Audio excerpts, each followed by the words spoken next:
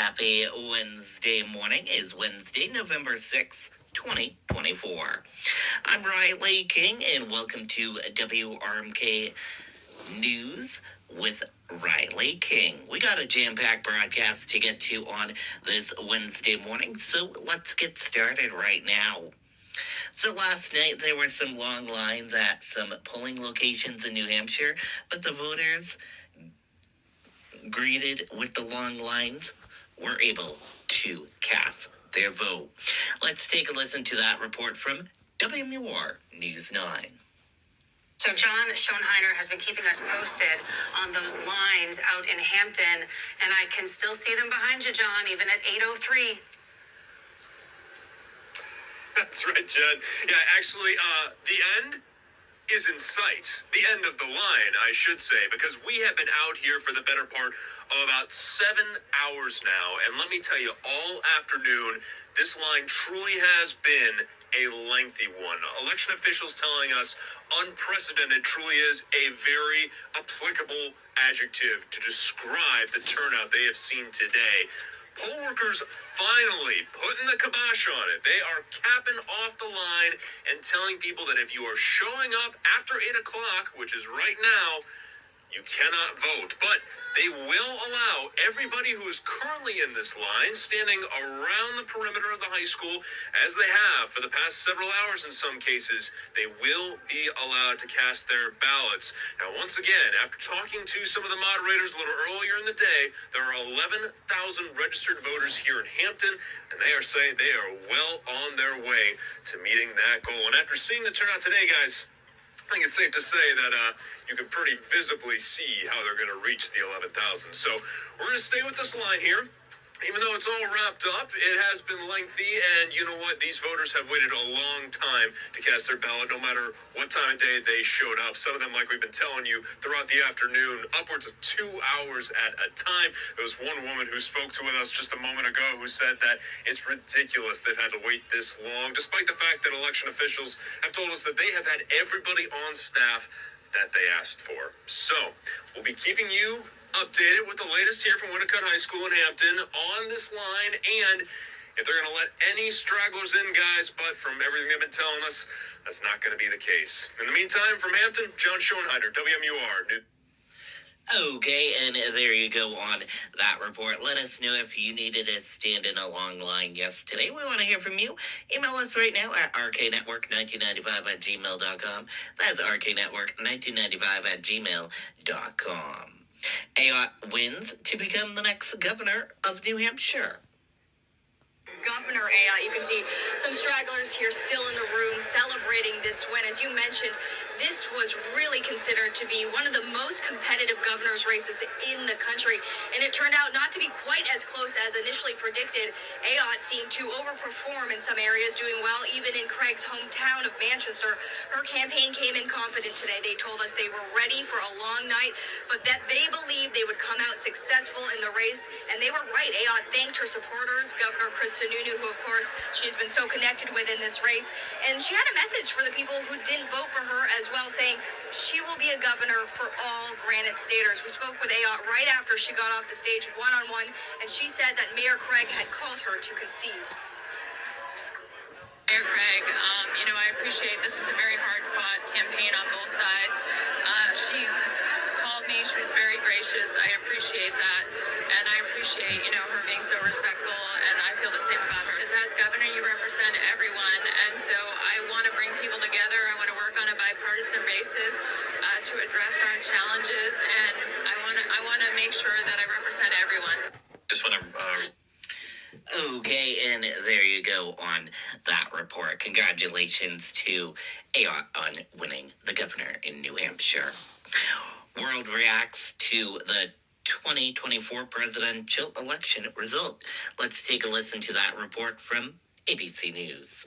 New Lego Star Wars sets save the galaxy. Or don't. Choose the light side. Choose the dark side. Sets sold separately. Smart devices and set dressing not included. Just want to read a couple of notes coming in from world leaders. Macron has posted on social media, congratulations, President Trump, ready to work together as we did for 4 years, with your convictions in mind, with respect and ambition for more peace and prosperity. And from Prime Minister Benjamin Netanyahu moments ago, dear Donald and Melania Trump, congratulations on history's greatest comeback. Your historic return to the White House offers a new beginning for America and a powerful recommitment to the great alliance between Israel and America. This is a huge victory in true friendship, Benjamin and Sarah Netanyahu. And Martha, that is the next question, how the world responds. These world leaders have, many of them, have interacted, have worked with Donald Trump when he was the 45th president.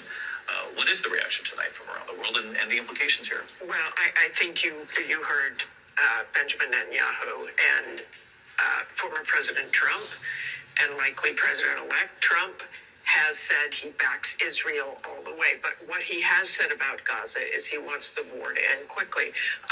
John Santucci reported tonight that, I believe it was Donald Trump Jr., not Eric, said one of the first things his father would do is Middle East peace.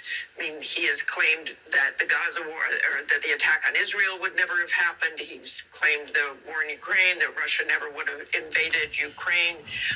The war in Gaza obviously has been horrific. How he solves that, I don't know. He said he would solve these wars even before he got into office, if he gets into office.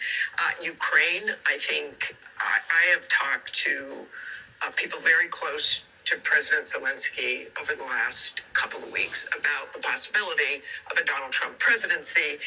And surprisingly, I think there's a debate going on that they are not really happy with what the Biden administration has done. It has been a slow...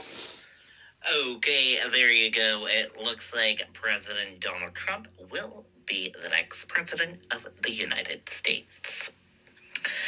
And let's take a listen to what Trump says on that. He spoke. This is a movement like nobody's ever seen before. And frankly, this was, I believe, the greatest political movement of all time. There's never been anything like this in this country, and maybe beyond. And now it's going to reach a new level of importance because we're going to help our country heal. We're going to help our country heal. We have a country that needs help, and it needs help very badly. We're going to fix our borders. We're going to fix everything about our country. And we made history for a reason tonight, and the reason is going to be just that. We overcame obstacles that nobody thought possible, and... Okay, and there you go on that report. Republicans clinch Senate control with key flips. Let's take a listen to that report from ABC News. You have a major call to make at this hour, and it's the power of the Senate moving forward. It's precisely what we've just been talking about with this conversation.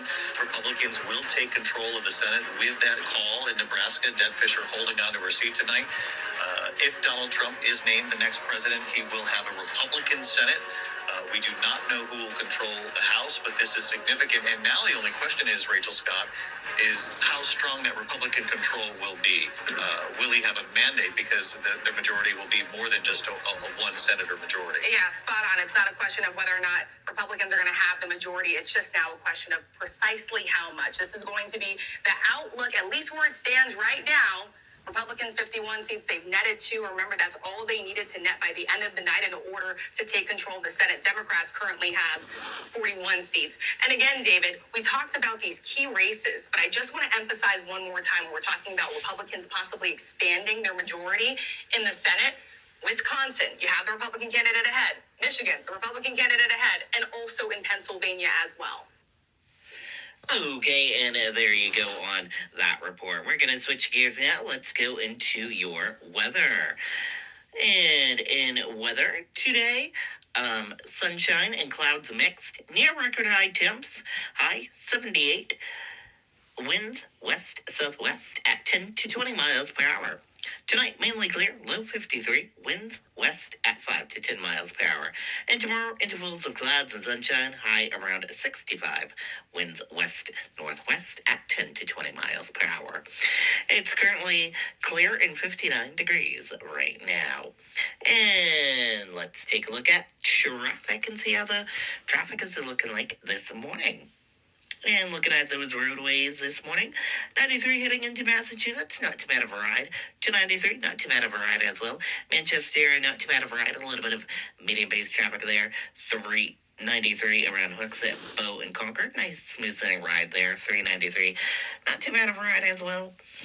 Route 4, not too bad of a ride. Some areas of medium-based traffic. Route 16 of the Spotlight, not too bad of a ride as well.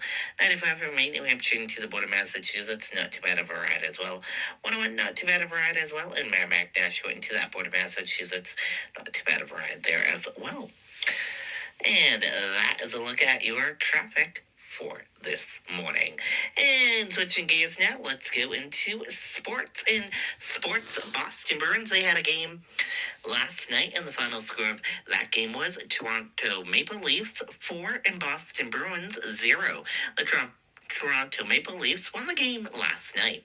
Toronto Maple Leafs are 7-5-2, and Boston Bruins are 6-7-1. Next game for Bruins will be tomorrow at 7 o'clock p.m. against the Flames. Let's go Bruins. Hopefully they can win tomorrow night's game. And Celtics, they play tonight at 7:30 p.m. against the Golden State Warriors. Let's go Celtics. Hopefully they can win tonight's game. And that does it for this edition of WRMK News with Riley King, right here on WRMK News Radio. Thank you for tuning in and listening. Have a fantastic day. Goodbye.